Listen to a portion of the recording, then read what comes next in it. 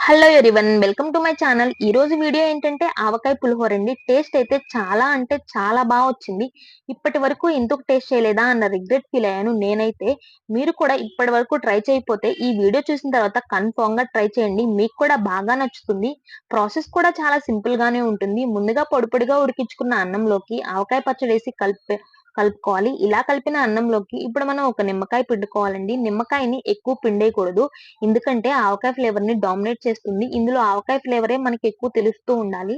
అలాగే కొంచెం ఉప్పేసి కలిపి పక్కన పెట్టుకోండి. ఇప్పుడు మనం పులిహోరకి ఎలా అయితే తాలింపు పెడతామో అలాగే తాలింపు పెట్టుకోవాలి. ముందుగా స్టవ్ ఆన్ చేసి స్టవ్ మీద పాన్ పెట్టి పాన్ లో ఆయిల్ వేసుకొని ఆయిల్ కాగాక ఇందులోకి పల్లీలు, 2, 3 ఎండుమిర్చి, ఆవాలు, పచ్చని పప్పు, పెసరపప్పు వేసుకొని ఫ్రై చేసుకోవాలి. ఈ మొత్తం ఫ్రై అయిపోయాక ఇందులోకి కొంచెం జీలకర్ర, అలాగే సన్నగా తరిగిన పచ్చిమిర్చి, కొంచెం అల్లం తరుగు కూడా వేసుకోండి. ఇందులోకి మంచి ఫ్లేవర్‌నిస్తుంది. ఇది మొత్తం బాగా ఫ్రై అయిపోయాక ఇందులోకి కొంచెం కరివేపాకేసి ఫ్రై చేసుకోవాలండి. ఇందులో పసుపేమీ వేయకూడదు.